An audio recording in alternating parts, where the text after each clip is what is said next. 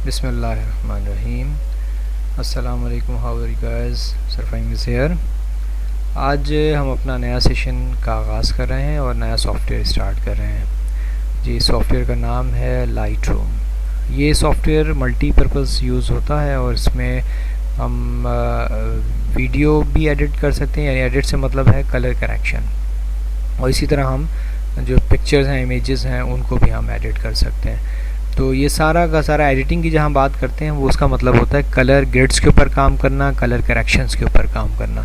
तो हम आज के सेशन के अंदर इंशाल्लाह इंटरफेस देखेंगे लाइटरूम का, और देखेंगे कि हम इसके मुख्तलिफ़ फ़ीचर्स के ऊपर कैसे काम कर सकते हैं।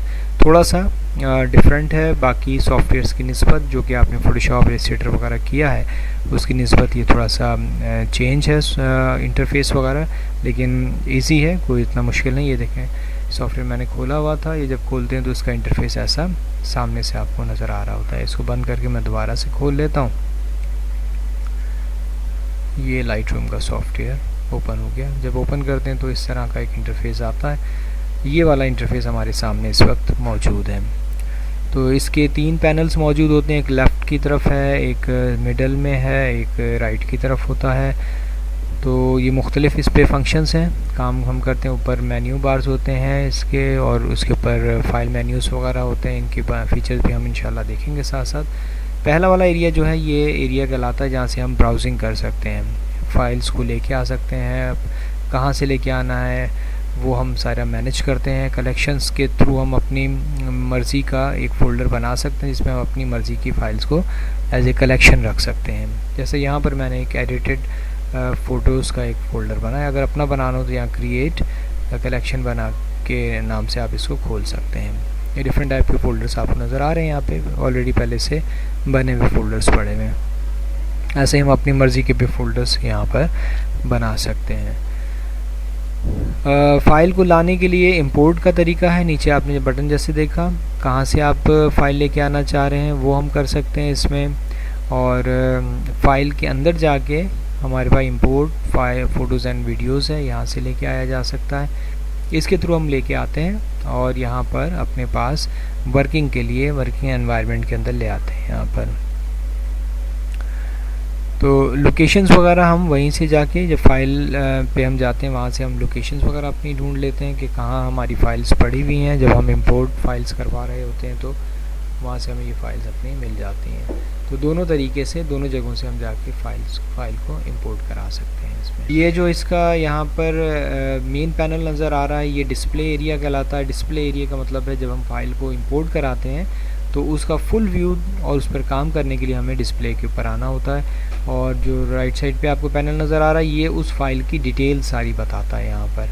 तो कैसे बताता है ये हम इंशाल्लाह जब फ़ाइल को ओपन करेंगे तो वहाँ पे हमें सारी चीज़ें इंशाल्लाह नज़र आएंगी, उसकी हम डिटेल के अंदर उसको पढ़ेंगे। ये मुख्तलिफ़ पैनल्स आपको नज़र आ रहे हैं, ये ग्रेजुअली इंशाल्लाह हम इसको स्टडी करते जाएंगे। लाइब्रेरी का वो एरिया होता है जहाँ पर हमें फ़ाइल को लेके आना होता है। जब हमें फ़ाइल लेके आनी होती है तो हम लाइब्रेरी के पैनल के थ्रू फ़ाइल को इंपोर्ट कराते हैं। नीचे वाला जो पैनल आपको नज़र आ रहा है, जितनी भी फ़ाइल्स आपको चाहिए होती हैं आप वो फ़ाइल्स यहाँ पर लाकर और इस पैनल में रख लेते हैं, ताकि हम बाद में जिस फाइल पर भी काम करना हो तो एज ए लाइब्रेरी या कलेक्शन एरिया वो हम उसको यहाँ पर उस पर काम करते हैं। तो आइए अब कुछ फ़ाइल्स हम इंपोर्ट करा लेते हैं। File import photos and videos पे जाइए, क्लिक करें इस पर और देखें ये हमें उस एनवायरनमेंट में ले आता है जहाँ से हम जाकर अपनी मर्ज़ी की कोई भी फ़ाइल कहीं से भी लेके आ सकते हैं। देखें सी ड्राइव और डी ड्राइव मौजूद है। आपने जहाँ पर भी अपना डाटा रखा हुआ है वहाँ से जाके हम इसको लेके आ सकते हैं। इस एरिया के अंदर हम अपनी फ़ाइल को मैनेज कर सकते हैं कि कैसे हमने इसको इंपोर्ट कराना है, किस जगह पर इंपोर्ट कराना है। ये वो एरिया है जहाँ से सोर्सेज हमारे हम सेलेक्ट करते हैं कि कहाँ पे हमारी फ़ाइल पड़ी हुई है, हम वहाँ से इसको फाइल्स को अपनी इंपोर्ट करा सकते हैं। यहाँ पर ये देखिए डेस्कटॉप भी है, इसके अलावा माई पिक्चर, माई वीडियोज़ हैं, फिर अदर्स है, कई और रिसोर्स हैं जैसे USB वगैरह के थ्रू आप लाना चाहें कहीं से तो वो भी लेके आ सकते हैं। यहाँ पर ये देखिए जैसे मैंने डेस्कटॉप पे क्लिक किया तो जितनी डेस्कटॉप पे फाइल्स मौजूद थी वो सारी की सारी इसने यहाँ पे डिस्प्ले में दे दिए। ये डिस्प्ले पे है, अभी हमने इसको इंपोर्ट नहीं कराया है, तो वीडियोस भी शो कर रहा है और इसी तरह से जो हमारे पास फाइल्स पड़ी हैं वो भी दिखा रहा है। अब मैंने यहाँ पे जो हमारा वीडियो कलेक्शन सेशन का एक फ़ोल्डर होता है, वहाँ से जाके मेरे पास कुछ अपनी यहाँ फाइल्स पड़ी हुई थी जिस पर हम वर्किंग करते हैं। तो JPEG आउटपुट्स के नाम से मेरा एक फ़ोल्डर है, वहाँ से मैंने अपनी फ़ाइल्स को देखा। ये सारी की सारी फाइल्स यहाँ पर अब डिस्प्ले में दे रहा है हमें। तो इसमें जो फाइल्स आपको चाहिए हों हम वो फाइल्स ले सकते हैं। जिन जिन पे चेक लगा है आप याद रखें वही फाइल्स डिस्प्ले पे, वही फाइल्स इंपोर्ट कराएगा ये। तो अगर आपको इसमें से रैंडम फाइल चाहिए तो चेक ऑफ कर दें, और जो आपको चाहिए फ़ाइल बस आपने उसी पे क्लिक करना है, सिलेक्ट करना है और सिलेक्ट करके उसको इंपोर्ट करा लेना है।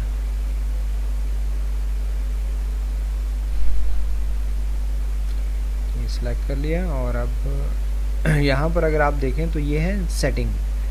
इस सेटिंग के थ्रू हम जो फ़ाइल इंपोर्ट करा रहे हैं उस फाइल को हमने कैसे इंपोर्ट कराना है। जैसे एक फ़ाइल मैं सिलेक्ट करता हूँ तो ये देखिए यहाँ पे हम फ़ाइल नेम को हम रीनेम भी कर सकते हैं। इसके अंदर अगर रीनेम करना चाहें तो यहाँ से देखें अपनी मर्ज़ी का नाम दे सकते हैं, यानी फ़ाइल जो सोर्स पे है उसका नाम अलग है, लेकिन जहाँ आप इंपोर्ट करा के रखना चाह रहे हैं उसका नाम चेंज कर सकते हैं आप।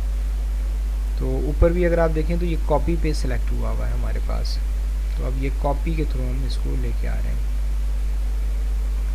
इनटू सब फोल्डर है कि किस फोल्डर के अंदर आप लेके आना चाह रहे हैं। यहाँ से आप उसको ड्राइव्स बता सकते हैं, एरिया बता सकते हैं, लोकेशन बता सकते हैं। जैसे हमने LR यानी लाइट रूम का एक फ़ोल्डर बनाया है, उसके अंदर हम ये सारी फाइल्स अपनी इंपोर्ट कराना चाह रहे हैं।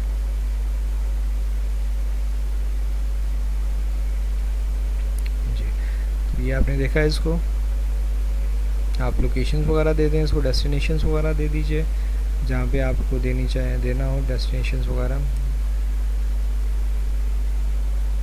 इसी तरह अगर आप इसकी कोई प्रोफाइलिंग जो है उसके साथ लेके आना चाह रहे हैं तो फिर भी आप लेके आ सकते हैं कि इसको लाते हुए ही किसी ख़ास प्रोफाइल के अंदर, ग्रे स्केल के अंदर, ब्लैक एंड वाइट के अंदर या किसी ख़ास टोन के ऊपर आप लेके आना चाह रहे हो तो वो भी आप लेके आ सकते हैं इसमें।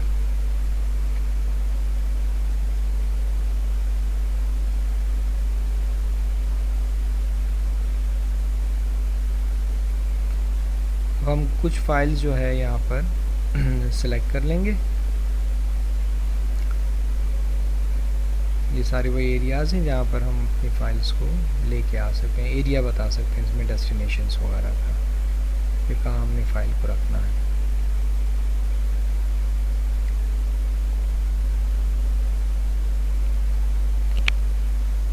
अब चंद फाइलें हम यहाँ से सिलेक्ट कर लेते हैं, सारी फाइल्स नहीं लेंगे, चंद फाइल जो हैं उसको सिलेक्ट करके और वो अब हम इंपोर्ट कराते हैं।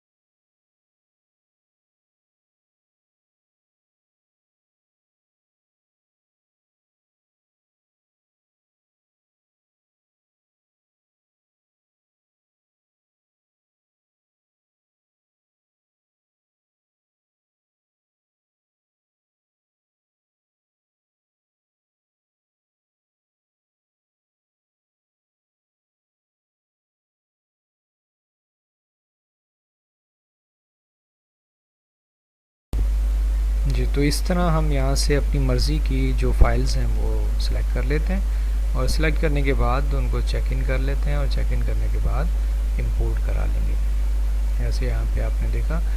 तो यहाँ पे भी इसी तरह कॉपी का हमने ऑप्शन यूज़ किया है। कॉपी का ऑप्शन यूज़ करते हुए सारी हमने उसकी डिटेल्स दे दी हैं कि कहाँ लोकेशन पे हमने इसको इंपोर्ट कराना है। कॉपी का मतलब होता है अपनी रिसोर्स पे भी छोड़ देगा कॉपी, और यहाँ पे भी जहाँ इंपोर्ट करा है वहाँ एक कॉपी बना देगा। मूव का मतलब है उस सोर्स से उठा के जहाँ आप लेके आना चाह रहे हैं वहाँ, और ऐड का मतलब होता है मज़ीद आप फाइल्स उसी एक ही लोकेशन पे लेके आना चाहें। तो बहरहाल हमने इसमें कॉपी का ऑप्शन यूज़ किया है, और अब हमने सेलेक्ट कर ली हैं चीज़ें, और सिलेक्ट करने के बाद जो फाइल्स हमारे पास मौजूद थी उनको अब हम जाएंगे इंपोर्ट कराने के लिए। तो यहाँ इंपोर्ट पे क्लिक करेंगे तो ये देखें इंपोर्ट जैसे ही किया तो जितनी हमारी सिलेक्टेड फाइल्स थी वो सारी की सारी उसने यहाँ लाइब्रेरी पैनल के अंदर यहाँ पे लाके डिस्प्ले कर दी हैं। ये थंबनेल के तौर पे आई हैं अभी सारी चीज़ें, और यहाँ पे देखें हर फाइल को जिसको मैं क्लिक करूँगा उसकी इंफॉर्मेशन, उसका पूरा मेटाडेटा वगैरह डिटेल सारी उसके अंदर आपको मिल जाएगी कि इसका क्या फोकल लेंथ कितना है, किस कैमरे से खींचा है, कितना अपर्चर रहा है इसका, डायमेंशन फाइल के क्या हैं, आईएसओ स्पीड वगैरह क्या थी इसकी फ़ाइल की, एक्सपोजर्स वगैरह क्या हैं, ये सारी डिटेल्स जो हैं जो कि हिस्टोग्राम के अंदर ऊपर हमें मिल रहे होते हैं वो सारी यहाँ पे भी डिटेल में दिखा देता है। जिस फाइल पे भी आप क्लिक करेंगे उसकी जो इन्फॉर्मेशन मौजूद होगी वो आपको यहाँ पर मिल जाएगी। तो यहाँ इसी तरह आप उसके बारे में जो भी फाइल आपने सेलेक्ट की कीवर्ड्स अपने टाइप कर सकते हैं, जो भी आप कीवर्ड्स उसमें देना चाह रहे हो कीवर्ड्स दे सकते हैं, और इसी तरह से आप उसकी डिटेल्स आप देख रहे हैं यहाँ पे कोई टाइटल्स वगैरह अपना देना चाहें तो आप वो भी डाल सकते हैं इसके अंदर, ताकि आपके पास एक रिकॉर्डेड फाइल इंफॉर्मेशन मौजूद रहे। तो ये हमारे पास सारी फाइल्स आ गई हैं, और नीचे आप देख रहे हैं ये पूरे पैनल पे हमारे पास उसके जो कलेक्टेड फाइल्स हैं वो कलेक्शन पैनल के अंदर मौजूद है यहाँ पर। अब अगर आपने इसको डिस्प्ले देखना है तो फाइल पे डबल क्लिक करेंगे हम, तो ये फुल एस्केप के ऊपर प्रीव्यू के ऊपर हमें दिखा देता है। अभी तक हम लाइब्रेरी के पैनल में ही हैं, तो आप जिस फाइल पे भी क्लिक करेंगे वो डिस्प्ले आपको फुल एस्केप के ऊपर यहाँ पे आपको दिखाता रहेगा। ठीक है जी, तो आपने जिस पर काम करना है उसको सिलेक्ट कर लीजिए, और सिलेक्ट करने के बाद अब ये लाइब्रेरी से अब हट के ये हिस्टोग्राम इसका पूरा दिखा रहा होता है। ये देखें इसमें आईएसओ जो अभी हमने नीचे देखा ये शटर स्पीड दिखा रहा है, बता रहा है कि ये शटर स्पीड है, उसके साथ अपर्चर का एरिया बता रहा है कि अपर्चर कितना है, फिर उसी के साथ फोकल लेंथ है, फिर आईएसओ स्पीड है। ये सारी डिटेल जो हमें यहाँ पर इसके थ्रू यहाँ से मिल जाएंगी, यानी हमें ये एक हिस्टोग्राम पूरा ग्राफ का कलर ग्रेड की ग्राफ का वो डिटेल्स हमें बता रहा होता है इसमें। अब जो है अब हम जाएंगे इसके ऊपर काम करने के लिए कि इस पर हमने काम कैसे करना है। तो काम करने के लिए हमें याद रखें डेवलप पे जाना होता है। लाइब्रेरी जिस डिस्प्ले है डेवलप पे जाएंगे तो हमें वर्किंग यानी करेक्टिंग कलर करेक्शन से रिलेट, इफेक्ट फिल्टर्स वगैरह से रिलेट एनवायरनमेंट खोल देता है। तो ये आपने देखा इसके अंदर ये डिस्प्ले हमारा खुल गया इसमें। तो अब इसके अंदर हमारे पास बहुत सारे ऑप्शंस मौजूद होते हैं, जो हमने देखा था लेफ़्ट और राइट दो पैनल्स हैं। लेफ़्ट पैनल के अंदर ये हमारे पास प्रीसेट्स मौजूद होते हैं। इन प्रीसेट्स के अंदर पहले से डिफाइंड चीज़ें मौजूद होती हैं। ये हमारा नेविगेटर है, नेविगेशन कर सकते हैं। व्यू को आगे पीछे मूव करवाना हो तो आप वो करवा के फाइल के पूरे व्यू को आप अपनी मर्ज़ी से चेक कर सकते हैं। प्रीसेट्स के अंदर पहले से डिफ़ॉल्ट सेटिंग्स मौजूद होती हैं, डायरेक्ट अप्लाई आप कर सकते हैं, जैसे फ़ोटोशॉप के अंदर भी आपने देखा होगा। तो ये देख रहे हैं ब्लैक एंड वाइट जो प्रीसेट्स हैं वो ये पड़े हुए हैं, कलर्स के हैं, इफ़ेक्ट्स के हैं, बहुत सारी चीज़ें इसके अंदर हैं जो कि पहले से प्रीपेयर्ड मौजूद हैं। आप उसको डायरेक्ट अप्लाई करना चाहें तो वो आप कर सकते हैं। ये देखें इस तरह के डिस्प्लेज आपको मिल रहे हैं यहाँ पे। आपको अगर इस तरह का कोई डिस्प्ले फौरी चाहिए तो आप डायरेक्ट भी अप्लाई करके उसको दे सकते हैं इस पर। फिर ये स्नैपशॉट होता है। स्नैपशॉट का मतलब ये होता है आपने कोई काम किया तो उसका एक प्रीव्यू चेक करने के लिए हम अपने पास एज ए स्नैप रख लेते हैं। उसी के नीचे हिस्ट्री होता है, हिस्ट्री पैनल है। आपने जो भी काम किया है वो तो स्नैप के थ्रू हमने उसको रख लिया है। जैसे आप किसी चीज़ पे भी आप क्लिक करेंगे, अब स्नैप पे जाके क्लिक करेंगे तो आपको प्रीवियस के ऊपर वो स्नैप आपको शो कर देगा कि आपने पहले क्या काम किया था।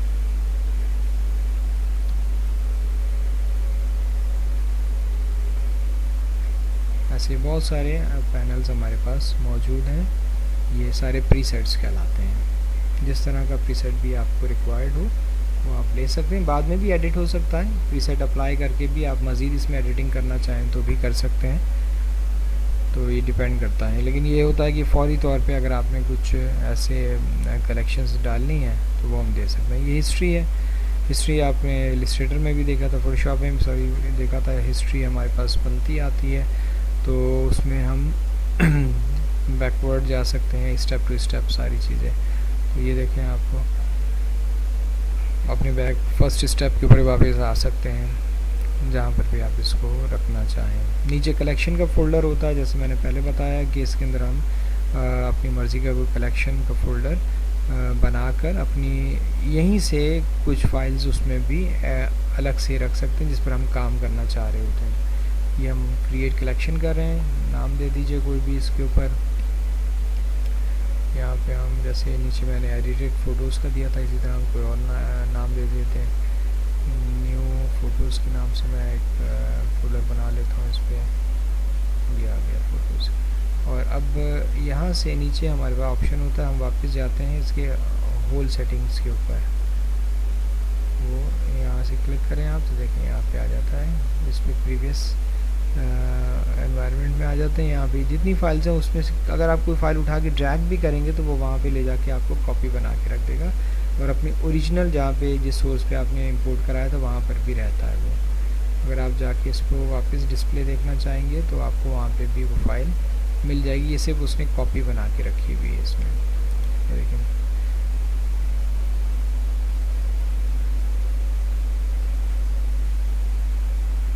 ये इस पर आप जो भी काम करना चाहें वो यहाँ पे आप कर सकते हैं। और आप प्रीवियस में जाके देखेंगे तो वहाँ पर भी आपके पास वो फाइल मौजूद है उसी तरह से।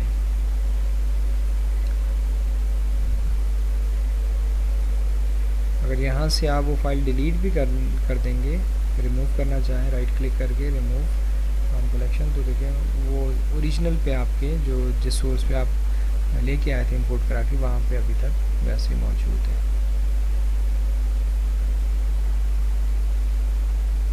रीसेट कर देते हैं तो हम वापस अपनी ओरिजिनल पोजीशन पे आ जाते हैं इसमें। तो ये हमारे पास एक इस लेफ़्ट साइड के पैनल के ऑप्शंस मौजूद हैं जिस पर हम काम कर रहे हैं, काम कर सकते हैं इसके अंदर। फिर आते हैं हम राइट साइड पे, ये है basically colour correction, colour editing, ये सारे काम है। पहला वाला हिस्टोग्राम, इसके अंदर भी इसके अंदर पहला वाला कहलाता है शेडो, दूसरा कहलाता है एक्सपोजर, तीसरा हाइलाइट्स होता है, और चौथा एरिया इसका राइट साइड पे बनता है वो कहलाता है वाइटनेस, वाइट एरिया। ब्लैक और वाइट आपको पता है कि पिक्चर के अंदर बहुत इंपॉर्टेंट रोल प्ले करते हैं। तो ये अगर आप पूरा पैनल मूव करवाएंगे तो पूरी ओवरऑल इमेज के ऊपर इसके कलर का इफ़ेक्ट पड़ता रहेगा। ये देखिए, ये हमें बिल्कुल टोटली डार्क एरिया की तरफ, ब्लैक की तरफ ले गए। इसी तरह अगर हम इसको वापस लेके आना चाहें तो इसको वापस लेके आएंगे तो दोबारा अपनी ओरिजिनल पोजीशन के ऊपर ये वापस आ सकता है। हम इसको रीसेट कर देते हैं तो ये रीसेट करने से ये वापस अपने ओरिजिनल पोजीशन के ऊपर वापस आ जाता है। मिड से भी आप इसको अगर इसका सिर्फ एक्सपोजर बढ़ाना है, कम करना या ज़्यादा करना चाहें तो वो भी आप कर सकते हैं। बिल्कुल वाइट पे ले गए, अपनी रिक्वायरमेंट के मुताबिक हम इसको एडजस्ट करवा सकते हैं इसमें। तो ये तो हिस्टोग्राम से ओवरऑल होता है। हिस्टोग्राम के थ्रू हम इसकी कलर की वेरिएशंस को थोड़ा चेंज कर सकते हैं। कलर की जो डेप्थ है, कलर की जो सेटिंग्स हैं उसके हिसाब से हम इसको कर सकते हैं। लेकिन जैसे जैसे मैं ऊपर हिस्टोग्राम चेंज कर रहा हूँ, नीचे भी हाईलाइट और शेडोज़ वगैरह पे भी इफ़ेक्ट पड़ रहा होता है इस पैनल के अंदर भी। लेकिन पहला हिस्ट्री में हम जाके फर्स्ट वन और लास्ट वन इसका फ़र्क चेक कर सकते हैं। फिर ये नीचे आते हैं, यहाँ पे हम अपनी मर्ज़ी से कलर की एडिटिंग कर सकते हैं। ये देखें, ये टेम्परेचर है, लाइट का टेम्परेचर कम करते जाएंगे यानी सॉफ्ट कूलिंग की तरफ चला जाता है, और राइट पे आते हैं तो वो हॉट की तरफ यानी येलोइश टोन की तरफ जाता है। ये टिंट है, सिंगल टोन के ऊपर लेके जाता है कलर, पर्पलिश टोन पे आ जाएगा, ग्रीन टोन के ऊपर आता है।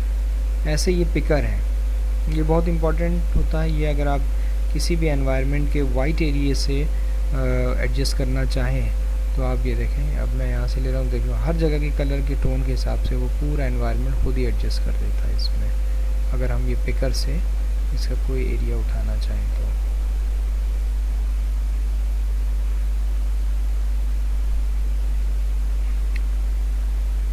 दूसरी पिक्चर है, उस पिक्चर पे आप आ जाइए। तो यहाँ से भी अगर मैं इसके एनवायरनमेंट को लेना चाहूँ तो देखिए यहाँ पे इसका कोई पॉइंट कलर का मौजूद नहीं, इसलिए वो उसका कलर नहीं दे रहा। यहाँ पे देखें कलर्स पे आप जिस कलर पे भी लेके जाएंगे उस कलर से वो एनवायरनमेंट बनाएगा और पूरे कलर की जो कलर ग्रेड्स हैं उसके अंदर वो इफेक्ट डाल देगा उसमें।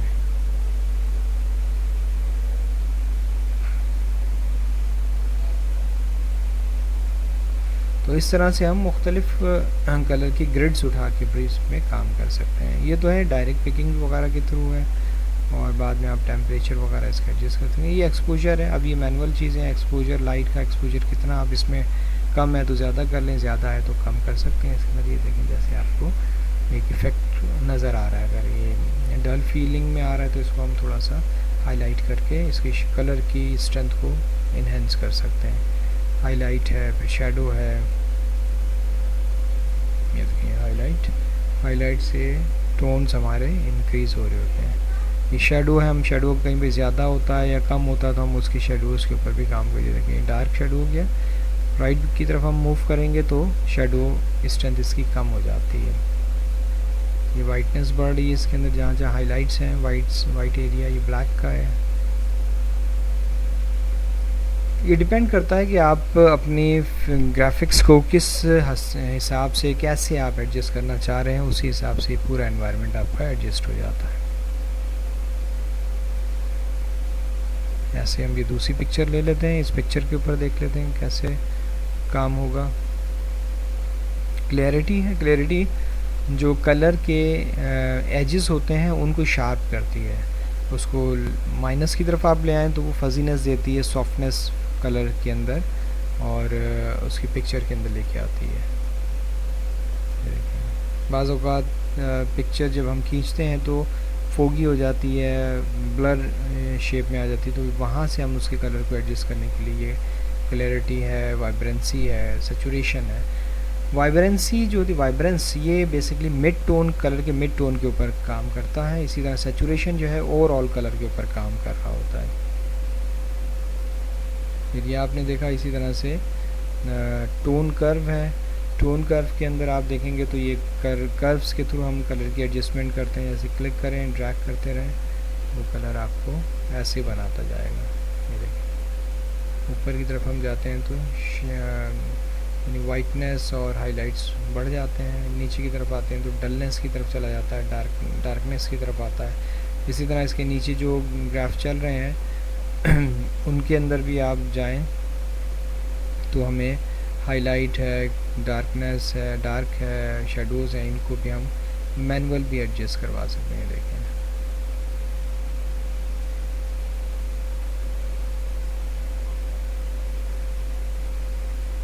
ये देखें डार्क के ऊपर आ रहा है,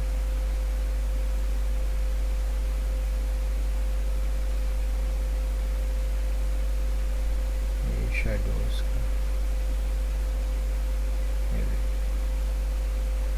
ये basically point two point curve है, आप पॉइंट्स ऐड करके इसकी कर्वेचर्स पे काम कर सकते हैं। देखें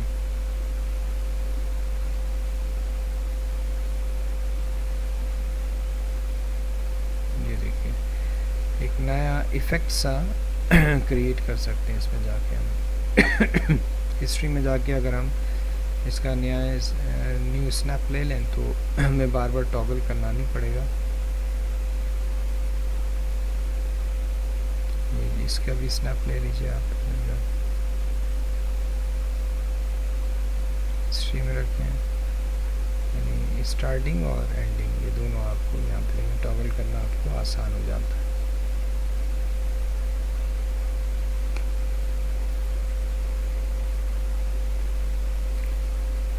तो इसी तरह बेसिक कलर्स हैं, ब्लैक एंड वाइट पे आएंगे तो ब्लैक एंड वाइट की पूरी थीम इसमें आ जाएगी।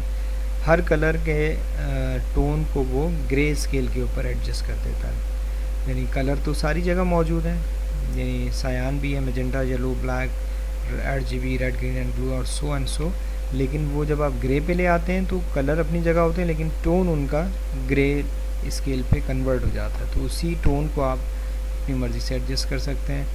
इसी तरह से ये कलर के अंदर आप आएंगे, कलर देखें, कलर मुख्तलिफ़ कलर्स आपको मिल जाएंगे। ब्लैक एंड वाइट में हमने देखा ये कलर्स में आ गई, ये HSL है, ह्यू, सैचुरेशन एंड लाइटनेस।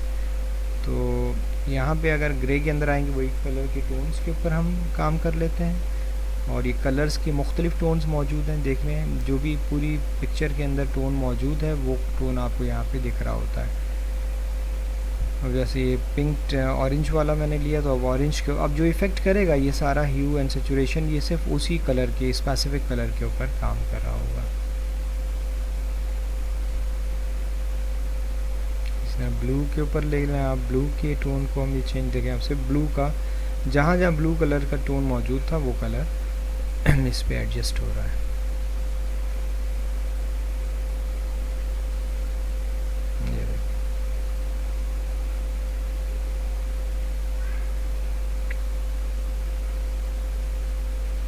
तो ये यानी इस एक कलर के अंदर एक एक ग्रिड्स पे जाके आप काम कर सकते हैं। ये देख रहे हैं आप कितना डिटेल के अंदर, इसे HSL है, ह्यू, सैचुरेशन एंड लाइट ल्यूमिनेंस है।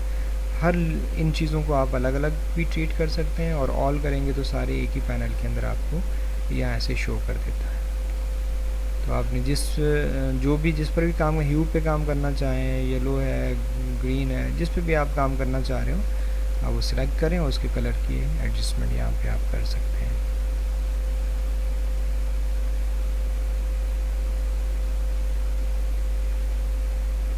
ये देख रहे हैं कि एक ही जगह रहते हुए आप कितना सारा इसके काम क्या कलर के हिसाब से वर्किंग कर सकते हैं इसमें।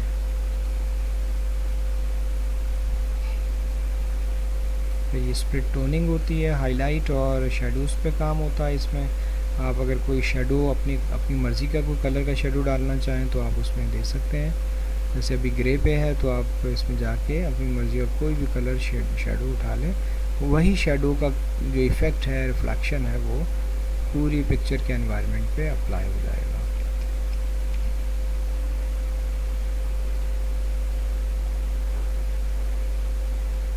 सैचुरेशन वगैरह इसकी कम या ज़्यादा अगर आप करना चाहें तो वो कर सकते हैं। ऐसे ही हाईलाइट के ऊपर भी काम होता है। हाईलाइट जो भी कलर आप यहाँ से पिक करेंगे, हाईलाइट का कोई कलर आप इसमें, यानी जहाँ पे लाइट एरियाज़ मौजूद हैं वहाँ पे देखें ये इसका इफ़ेक्ट वहाँ पे आ जाएगा। उसी तरह उसको भी आप ह्यू एंड सैचुरेशन से आप एडजस्ट कर सकते हैं।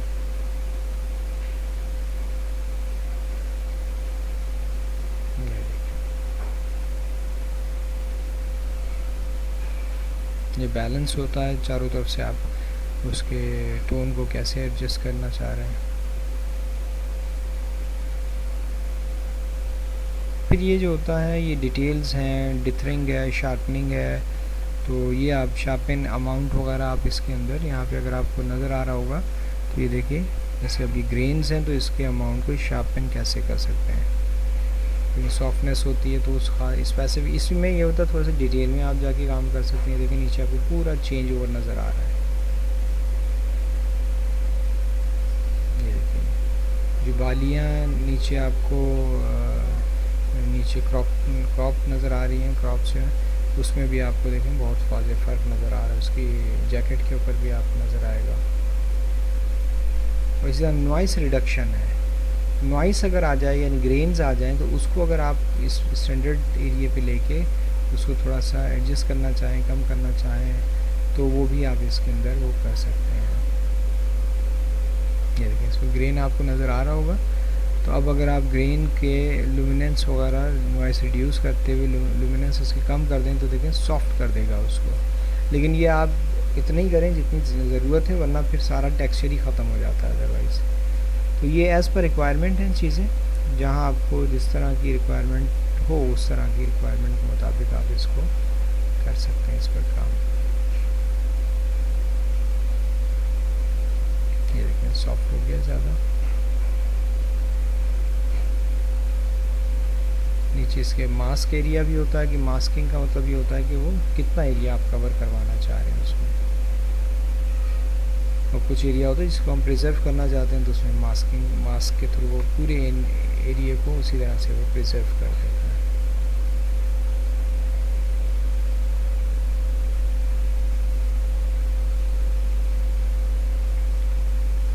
फिर इसी तरह से इसको रीसेट कर लेते हैं, वापस आते हैं। ये लेंस करेक्शन है। लेंस करेक्शन से मतलब ये होता है कि जब हम कभी कैमरे से कोई पिक्चर खींचते हैं तो उसकी डिटेल्स आपको लेनी हो, देखनी हो कि क्या है, और उसमें कहीं पर कोई अगर लेंस के अंदर कोई इफ़ेक्ट्स वगैरह आ जाते हैं, या इफ़ेक्ट से मतलब कोई रिफ्लेक्शंस आ जाती हैं, तो उसको भी हम इसके थ्रू रिड्यूस कर सकते हैं लेंस करेक्शन के थ्रू।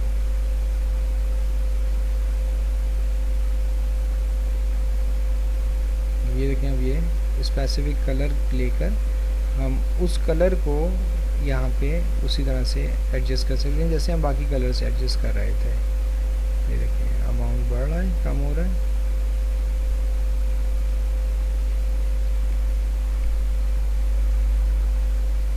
ये डेफरिंग कर रहा होता है कलर को, अपनी मर्ज़ी से आप उसकी रेंज को बढ़ा सकते हैं, कम कर सकते हैं इसको।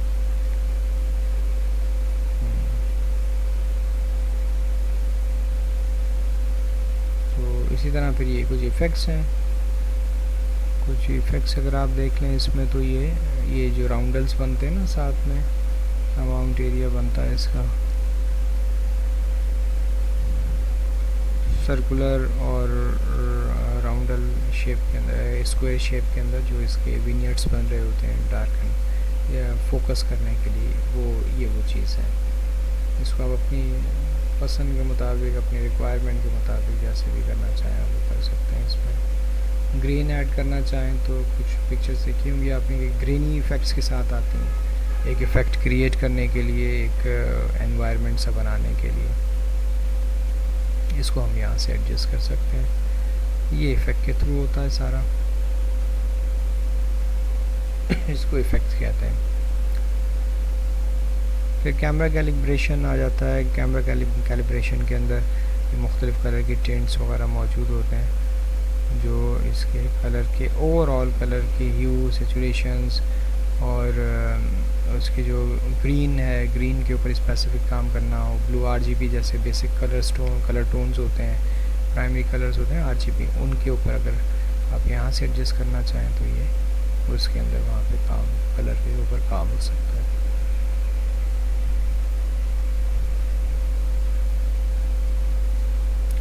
तो ये आपने देखा कि ये हमने बहुत सारी चीज़ें एक ही पैनल के अंदर रहते हुए कलर की एडजस्टमेंट, कलर की ग्रेडिंग के अंदर किया। डन कर देंगे तो जो कुछ काम आपने किया वो अप्लाई हो जाता है उस पिक्चर के ऊपर। और अब ये तो हमने काम कर लिया, इसको अगर आपने अब सेव करना है अपने पास तो वो सेव कैसे करेंगे हम, ताकि हमें बाद में इस पर इसको देखना हो कि हमारा रिजल्टेंट क्या आया है, और बाद में भी आपने इसके ऊपर काम करना है मज़ीद। तो उसके लिए हम यहाँ से फाइल में जाके एक्सपोर्ट करवा देते हैं इसको। ये पूरी जो फाइल हमारी बन गई है इस वक्त, उसको फाइल में जाएंगे और एक्सपोर्ट के अंदर जाके यहाँ से एक्सपोर्ट करा देते हैं। यहाँ पे भी डिटेल्स हैं बहुत सारी, एक्सपोर्ट लोकेशंस, कहाँ पे आप एक्सपोर्ट करवाना चाह रहे हैं तो आप उसको लोकेशन बता दीजिए यहाँ से जाके कि ये एरिया बनता है। यहाँ पे हम एक फोल्डर बना लें। हाँ, इस फोल्डर के अंदर आप अपना एडिटेड लाइटरूम कर दें और इसमें आप सेलेक्ट फोल्डर कर दीजिए। फिर यहाँ फाइल नेम अगर आप यानी रीनेम करना चाहें तो वो भी आप कर सकते हैं। यहाँ पे नाम उसको देना चाहें कि किस नाम से आप फाइल सेव करना चाह रहे हैं। मैन कलेक्शन ले लें आप, उसको जो भी देना चाहें। और इसी तरह यहाँ पे इमेज साइज़ वगैरह होता है, आप इसमें रेजोल्यूशंस अपनी मर्ज़ी से दे सकते हैं, फाइल का साइज़ दे सकते हैं अपनी मर्ज़ी से। तो इसी तरीके से ये भी 240 है तो इससे ज़्यादा भी आप रखना चाहें तो रख सकते हैं। प्रिंटिंग के लिए आपको मालूम है कि 300 होता है। ये जो होता है फ़ाइल की क्वालिटी होती है, जेपैक स्टैंडर्ड कितना आप रखना चाह रहे हैं फ़ाइल की सेटिंग में। अभी 60% था, तो हम इसको 100% करेंगे तो क्वालिटी और बेहतर हो जाएगी। फ़ाइल का वेट बढ़ेगा लेकिन क्वालिटी बेहतर हो जाएगी। तो इस तरह से हम अपने फ़ाइल की सेटिंग्स को अपने हिसाब से एडजस्ट कर सकते हैं। जो भी आप इसमें करना चाह रहे हो अब आप एक्सपोर्ट कर देंगे फ़ाइल को। ये देखिए एक्सपोर्ट हो के आपकी फ़ाइल इसी फोल्डर के अंदर जिसमें आपने बनाया था उसमें आ जाएगी ये फ़ाइल। ये देखिए तो ये आपने देखा कि आज हमने ये बेसिक चीज़ें देखी हैं लाइट रूम की। इसमें बहुत सारी चीज़ें आपको देख रही होंगी कि फ़ोटोशॉप से रिलेटेड भी बहुत सारी चीज़ें जिन्होंने फ़ोटोशॉप किया हुआ है उनको अंदाज़ा हो रहा होगा कि फ़ोटोशॉप के अंदर भी यही सारी चीज़ें मौजूद हैं, लेकिन ये एक ही पैनल में मिल जाती हैं जिसके अंदर आप इजीली आराम से इसके ऊपर काम कर सकते हैं। इसमें ये देखिए हमारे पास आ गया है। तो होपफुली कि आप लोगों ने इसको समझा होगा और इसके अच्छा फीडबैक भी इंशाल्लाह आपकी तरफ से आना चाहिए। अगले सेशन में इंशाल्लाह नए चीज़ों के साथ दोबारा आएंगे इंशाल्लाह। बहुत शुक्रिया, वस्सलाम।